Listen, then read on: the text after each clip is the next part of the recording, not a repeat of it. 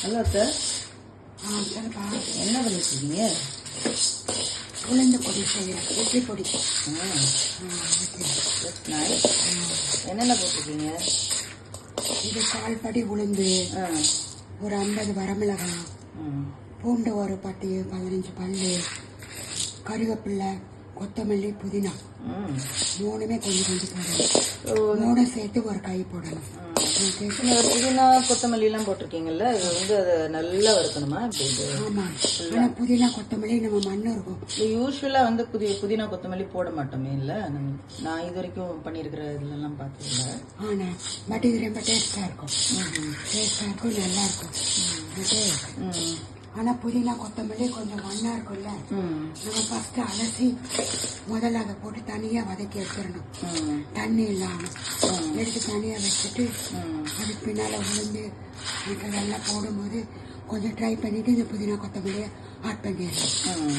அதே நல்லா ட்ரையாக பொன்னிறமாக வரணும். உளுந்து இன்னும் கொஞ்சம் இருக்கணும். இன்னும் கொஞ்சம் பொன்னிறமாக வந்து கொஞ்சம் நம்ம தேவையான அளவு உப்பு சேர்த்துட்டு நல்லா கொஞ்சம் ஆற விட்டு அரைச்சி வச்சுக்கலாம். நீங்கள் 1 மாதம் கூட அப்படியே 1 மாதம் 1.5 நாள் எவ்வளோ நாள் வேணாலும் நம்ம யூஸ் பண்ணுறதை பொறுத்து கிட்டே நின்று இப்படி வச்சுட்டே இருக்கணும், தள்ளிலாம் போயிடக்கூடாது. ஆமாம், கொஞ்சம் சிம்மில் வச்சுக்கணும். ஏன்னா ரொம்ப வச்சோம்னா கருகிடும். உளுந்து ஒரு சைடு கருகிடும், ஒரு சைடு கருப்பாயிடும். தீங்கிடுச்சுன்னா அதோட டேஸ்டே போகும். அதனால கொஞ்சம் குறைச்சி ஓகே சார். இது யாருக்கா பண்ணிட்டு இருக்கீங்க?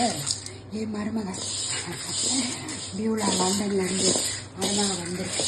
அதுக்காக நான் செஞ்சு கொடுத்துருக்கேன். That's for me. Thank you. Thank you, sir. Thank you, da. Thank you. God bless you. Thank you, Beulah. Have a good day all. Bye-bye. Thank you, okay.